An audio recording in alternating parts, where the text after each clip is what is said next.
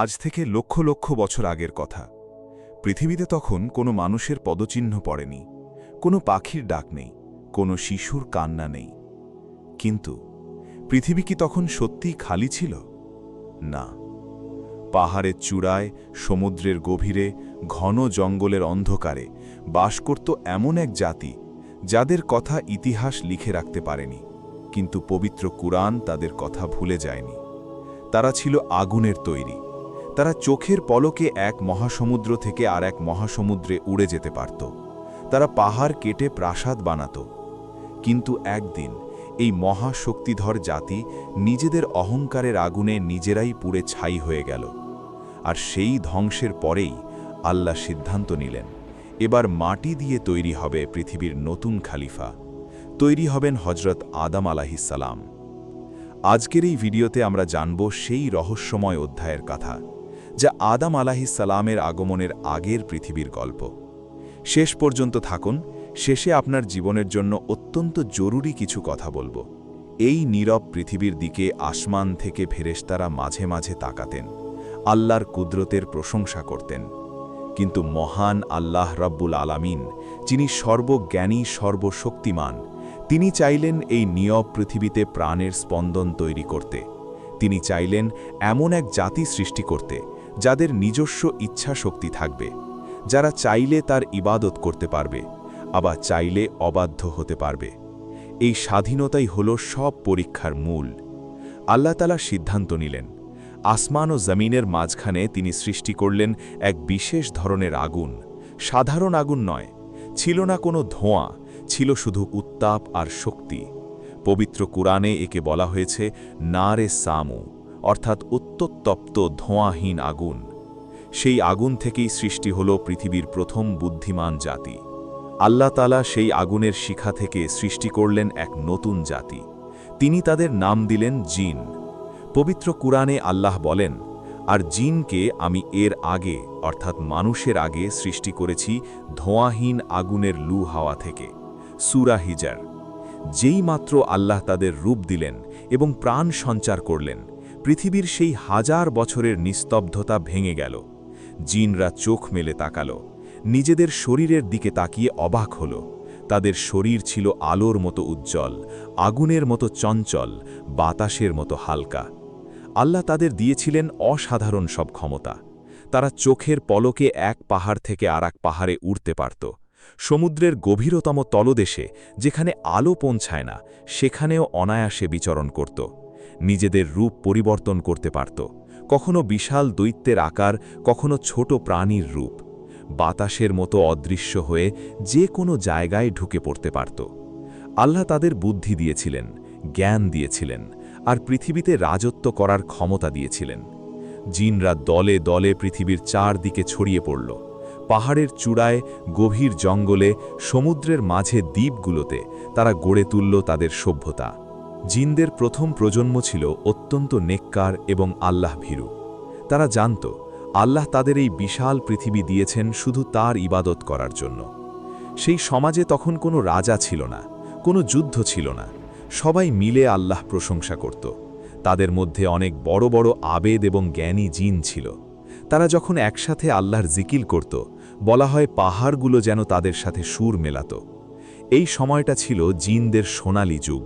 পৃথিবীতে তখন শান্তি বিরাজ করছিল। কিন্তু জিনদের নিজস্ব ইচ্ছা শক্তি দেওয়া হয়েছিল, আর যেখানে স্বাধীনতা থাকে সেখানে পরীক্ষাও থাকে। আল্লাহ দেখতে চাইলেন এই অগাধ ক্ষমতা আর স্বাধীনতা পেয়ে তারা কি আল্লাহর প্রতি কৃতজ্ঞ থাকে নাকি অহংকারী হয়ে ওঠে। হাজার হাজার বছর কেটে গেল। জিনদের নতুন প্রজন্ম পৃথিবীতে আসতে শুরু করল। এরা জন্ম থেকেই দেখল তাদের হাতে অসীম ক্ষমতা। তারা দেখল পৃথিবীর কোনো কিছুই তাদের আটকাতে পারে না। ধীরে ধীরে তাদের মন থেকে আল্লাহর ভয় কমতে শুরু করল। তারা ভাবতে লাগল, এই পৃথিবী আমাদের চেয়ে শক্তিশালী আর কেউ নেই। আগুনের স্বভাব হল সব কিছু পুড়িয়ে ছাই করে দেওয়া এবং নিজেকে সব সময় ওপরে রাখা। জিনদের ভেতরে সেই আগুনের স্বভাব এবার মাথা চাড়া দিয়ে উঠল। তাদের অন্তরে জন্ম নিল পৃথিবীর সবচেয়ে ভয়ঙ্কর ব্যাধি, অহংকার। পুরো পৃথিবী ছোট ছোট রাজ্যে বিভক্ত হয়ে গেল। যারা শক্তিশালী তারা নিজেদের রাজা ঘোষণা করল, আর এই রাজাদের মধ্যে সবচেয়ে ভয়ঙ্কর এক প্রতাপশালী রাজার উদ্ভব হল। তাফসিরের কিছু বর্ণনায় তার নাম উল্লেখ করা হয়েছে তালুত বা তারনুস। তার শরীর থেকে নীল রঙের ধোঁয়াহীন আগুন বের হতো। সে বিশাল এক আগুনের প্রাসাদ তৈরি করল এবং নিজেকে পৃথিবীর অঘোষিত ঈশ্বর ভাবতে শুরু করল। সে তার সিংহাসনে বসে ঘোষণা দিল, এই পৃথিবীতে আমার চেয়ে শক্তিশালী আর কেউ নেই। আমি চাইলে এক ফুঁয়ে সমুদ্রের পানি শুকিয়ে দিতে পারি। যারা আমার হুকুম মানবে না তাদের আমি পুড়িয়ে ছাই করে দেব। নিরীহ এবং আল্লাহভীরু জিনদের ওপর নেমে এলো অবর্ণনীয় অত্যাচার। তাদের সম্পদ কেড়ে নেওয়া হতো, তাদের ইবাদতখানাগুলো ভেঙে দেওয়া হতো, তাদের দাস হিসেবে ব্যবহার করা হতো। পৃথিবীর বুকে প্রথমবার জুলমের বীজ রোপণ হল। অবশেষে অন্য জিন রাজারা তালুতের বিরুদ্ধে জোট বাঁধল। শুরু হল পৃথিবীর ইতিহাসের প্রথম মহাযুদ্ধ। এটি কোনো সাধারণ যুদ্ধ ছিল না, এটি ছিল আগুনের তৈরি দুই বিশাল বাহিনীর ভয়ঙ্কর সংঘাত। তারা একে অপরের দিকে আগুনের গোলা ছুড়তে লাগল। তাদের জাদুর প্রভাবে আকাশে কালো মেঘ জমে গেল, পাহাড়গুলো কেঁপে উঠল, বিশাল জঙ্গল পুড়ে ছাই হয়ে গেল। পৃথিবীর মাটিতে প্রথমবার রক্ত ঝরল। হাজার হাজার বছর ধরে পৃথিবীতে চলল এই অরাজকতা আর রক্তপাত। সাগরে রক্ত মিশল, উপত্যকাগুলো লাশে ভরে গেল। পুরো পৃথিবী যেন এক জ্বলন্ত নরকে পরিণত হল। এই রক্তক্ষয়ী যুদ্ধ আর ধ্বংসলীলার মাঝে পৃথিবীর এক নির্জন প্রান্তে পাহাড়ের এক অন্ধকার গুহায় লুকিয়েছিল এক তরুণ জিন। তার নাম ছিল আজাজিল। সে এই যুদ্ধে অংশ নেয়নি। তার কওমের এই ধ্বংসলীলা দেখে সে কষ্ট পেত। সে সমাজ থেকে নিজেকে গুটিয়ে নিয়েছিল। গুহার ভেতর দিন রাত শুধু আল্লাহর ইবাদতে মগ্ন থাকত। সে আল্লাহর কাছে সেজদায় পড়ে কাঁদত আর বলত, ইয়া রাব্বাল আলামিন, তুমি তো সব দেখছ। আমার জাতি আজ পথভ্রষ্ট হয়ে গেছে। তারা তোমার দেওয়া নেয়ামতের অহংকারে তোমার জমিনকে রক্তে ভাসিয়ে দিচ্ছে। হে আল্লাহ, আসমান থেকে তোমার বাহিনী পাঠাও, যারা এই পৃথিবীকে আবার পবিত্র করবে। আজাজিলের এই ফরিয়াদ আসমানের 7টি স্তর ভেদ করে সোজা আল্লাহর অর্শে গিয়ে পৌঁছাল। আর এরই ফলে আল্লাহ সিদ্ধান্ত নিলেন, পৃথিবীর ভাগ্য বদলানোর সময় ঘনিয়ে এসেছে। আল্লাহ ফেরেশতা বাহিনী পাঠালেন। তারা জিনদের বিদ্রোহীদের দমন করলেন। পুরো পৃথিবী থেকে জিনদের তাড়িয়ে দূরের পাহাড়, দ্বীপ ও নিভৃত স্থানে পাঠিয়ে দেওয়া হলো। আর সেই আজাজিল, তার ইবাদত দেখে আল্লাহ তাকে আসমানে তুলে নিলেন। সেই ফেরেশতাদের সাথে বাস করার অনুমতি পেল। তার মর্যাদা এত বেড়ে গেল যে সে আসমানের সর্দার হিসেবে পরিচিত হল। কিন্তু তার ভেতরে একটা জিনিস তখনও ছিল যা সে নিজেই জানত না, অহংকারের বীজ। একদিন আসমানের চিরচেনা শান্ত পরিবেশ হঠাৎ স্তব্ধ হয়ে গেল। মনে হল পুরো মহাবিশ্ব যেন শ্বাস আটকে কিছু একটার জন্য অপেক্ষা করছে। মহান আল্লাহ রাব্বুল আলামিন তার ফেরেশতাদের এক বিশেষ মজলিসে ডাকলেন। সেই নূরানি মজলিসে উপস্থিত ছিলেন জিব্রাইল, মিকাইল, ইসরাফিলের মতো বড় বড় ফেরেশতারা। আর তাদের ঠিক সামনের সারিতে বসেছিল আজাজিল। সে ভাবছিল, হয়তো আল্লাহ আজ আমাকে আরও বড় কোনো সম্মান দেবেন। তখন আল্লাহর অর্শ থেকে ভেসে এলো এক গাম্ভীর্যপূর্ণ রাজকীয় আওয়াজ, ইন্নী জাইলুন ফিল আরদি খালিফা, অর্থাৎ নিশ্চয়ই আমি পৃথিবীতে আমার একজন প্রতিনিধি বা খলিফা সৃষ্টি করতে যাচ্ছি। সূরা বাকারা আয়াত 30। এই একটিমাত্র বাক্য আসমানে বজ্রপাতের মতো শোনাল। ফেরেশতারা একে অপরের দিকে তাকাতে লাগল। তাদের মনে ভেসে উঠল জিনদের সেই রক্তপাতের স্মৃতি। তারা বিনীতভাবে জিজ্ঞেস করল, হে আমাদের পবিত্র রব, আপনি কি এমন এক জাতিকে সৃষ্টি করবেন যারা পৃথিবীতে গিয়ে আবার ফাসাদ সৃষ্টি করবে, যারা একে অপরের রক্ত ঝরাবে? আমরাই তো দিনরাত আপনার তসবিহ পাঠ করছি। আল্লাহ তখন এমন একটি উত্তর দিলেন যা ফেরেশতাদের সব যুক্তি, সব সংশয় নিমিষেই মুছে দিল। নিশ্চয়ই আমি যা জানি তোমরা তা জানো না। আল্লাহ জানতেন এই মাটির মানুষের ভেতরে তিনি এমন এক রূহ ফুঁকে দেবেন যার কারণে তারা নাফসের সাথে যুদ্ধ করেও আল্লাহকে ডাকবে। তাদের মধ্য থেকে জন্ম নেবে আম্বিয়া, আউলিয়া, শাহিদ, সিদ্দিকরা। তারা ভুল করবে কিন্তু আবার চোখের পানি ফেলে আল্লাহর কাছে ক্ষমা চাইবে। এই গুণের কারণেই মানুষ হবে শ্রেষ্ঠ। ফেরেশতারা মাথা নত করে মেনে নিল, কিন্তু আজাজিল মাথা নত করল না। তার মনের ভেতর অহংকারের বিষাক্ত সাপ ফুসফুসে উঠল। সে ভাবল, আমাকে বাদ দিয়ে অন্য কাউকে খলিফা বানানো হবে। আমি আগুনের তৈরি, আমি কারো কাছে মাথা নত করব না। আজাজিল জানত না, এই মুহূর্ত থেকেই তার 1000 বছরের ইবাদত ধুলায় মিশে যেতে শুরু করেছে।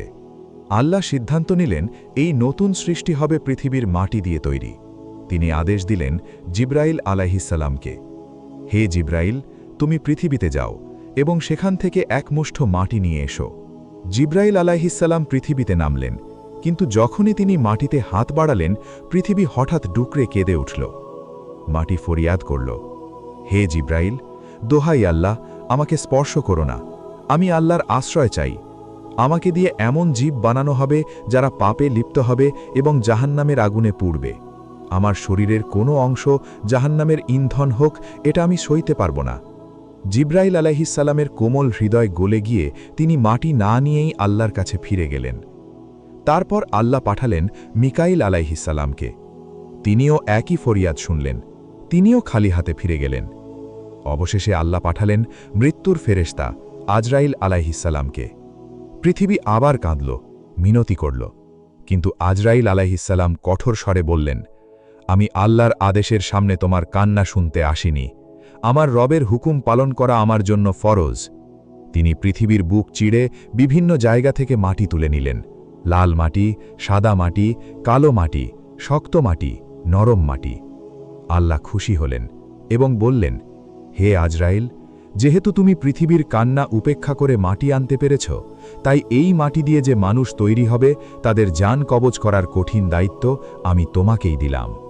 সেই মাটি আল্লাহর অর্শ সামনে রাখা হল, আর দূর থেকে চেয়ে রইল আজাজিল, চোখে চরম ঘৃণা আর অবজ্ঞা নিয়ে। সে জানত না, এই মাটির কাছে সেজদা করতে অস্বীকার করেই সে একদিন আসমানের সর্দার থেকে চিরকালের অভিশপ্ত ইবলিসে পরিণত হবে। প্রিয় দর্শক, এই মহাকাব্যিক দাস্তান এখানেই শেষ হচ্ছে, ঠিক যেখান থেকে হজরত আদব আলাইহিসসালামের সৃষ্টির সূচনা হয়েছিল। কিন্তু এই গল্প শুধু গল্প নয়, এটি আমাদের জন্য গভীর শিক্ষার আয়না। আসুন, এই কাহিনী থেকে আমরা কি শিখলাম তা একটু ভেবে দেখি। প্রথম শিক্ষা, অহংকার সবচেয়ে বড় ধ্বংসকারী। আজাজিল কোনো সাধারণ জিন ছিল না, সে ছিল আসমানের সবচেয়ে বড় ইবাদতকারী। 1000 বছরের সাধনা, 1000 বছরের ইবাদত, কিন্তু তার অন্তরে বিন্দু পরিমাণ অহংকার তাকে চিরকালের জন্য অভিশপ্ত করে দিল। আজ যদি আমরা আমাদের ইবাদত নিয়ে, আমাদের জ্ঞান নিয়ে, আমাদের সম্পদ নিয়ে অহংকার করি, তাহলে মনে রাখুন, আজাজিলের চেয়ে বড় আবেদ আমরা কেউ নই। দ্বিতীয় শিক্ষা, ক্ষমতা আমানত, অধিকার নয়। জিনরা পেয়েছিল অসাধারণ ক্ষমতা, কিন্তু সেই ক্ষমতাকে তারা নিজেদের অধিকার মনে করল, ভুলে গেল এই ক্ষমতা আল্লাহর দেওয়া। আল্লাহ যে কোনো সময় তা ফিরে নিতে পারেন। আজ আমরা যে সুস্বাস্থ্য, সম্পদ, মেধা যা কিছু পেয়েছি, এগুলো আমানত। শুকর করুন, অহংকার করবেন না। তৃতীয় শিক্ষা, আল্লাহর পরিকল্পনা সর্বোত্তম। জিনরা পৃথিবীতে রক্তপাত করেছিল, কিন্তু আল্লাহ সেই ধ্বংসের মধ্য থেকেও একটি নতুন পরিকল্পনা তৈরি করলেন। পৃথিবীতে আনলেন সেরা সৃষ্টি, মানুষকে। আজ আপনার জীবনে যদি কোনো কঠিন সময় চলছে, হতাশ হবেন না। আল্লাহর পরিকল্পনা আপনার বোঝার চেয়ে অনেক বড়। ধৈর্য ধরুন। চতুর্থ শিক্ষা, আল্লাহর আদেশে অবিচল থাকুন। আজরাইল আলাইহিসসালাম পৃথিবীর কান্না শুনেছিলেন, কিন্তু আল্লাহর আদেশের সামনে থামেননি। জীবনে অনেক সময় আল্লাহর পথে চলতে গেলে মানুষ বাধা দেবে, পরিবার বাধা দেবে, কিন্তু আল্লাহর হুকুম সবার আগে। পঞ্চম শিক্ষা, তওবা মানুষের সবচেয়ে বড় শক্তি। আল্লাহ ফেরেশতাদের বলেছিলেন, এই মাকির মানুষরা ভুল করবে, কিন্তু চোখের পানি ফেলে ক্ষমা চাইবে। এই গুণই মানুষকে সৃষ্ট করেছে। আপনি যদি আজ কোনো পাপে থাকেন, হতাশ হবেন না। ইবলিসের মতো অহংকার করবেন না। আমি আর ক্ষমা পাব না, এই কথা বলবেন না। সিজদায় পড়ুন, কাঁদুন, আল্লাহ তাওবা কবুল করেন। প্রিয় দর্শক, এই কাহিনী থেকে একটাই কথা মনে রাখুন, পৃথিবীতে প্রথম ধ্বংস এনেছিল অহংকার, আর পৃথিবীতে প্রথম শ্রেষ্ঠত্ব এনেছিল বিনয়। আজাজিল ছিল ইবাদতকারী, কিন্তু অহংকারী। আর আদম আলাইহিসালাম ছিলেন ভুলকারী কিন্তু বিনয়ী এবং তওবাকারী। আল্লাহ অহংকারীকে প্রত্যাখ্যান করেন আর বিনয়ীকে ভালোবাসেন। আল্লাহ আমাদের সবাইকে অহংকারের ব্যাধি থেকে মুক্ত রাখুন, আমাদের অন্তরকে বিনয়ী করুন এবং শেষ নিঃশ্বাস পর্যন্ত তার রাহে চলার তৌফিক দান করুন। আমিন। ভিডিওটি যদি আপনাদের ভালো লেগে থাকে একটি লাইক দিন, শেয়ার করুন এবং এই চ্যানেলটি সাবস্ক্রাইব করুন। কমেন্টে লিখুন আল্লাহু আকবার। জাযাকাল্লাহু খাইরান। আল্লাহ হাফেজ।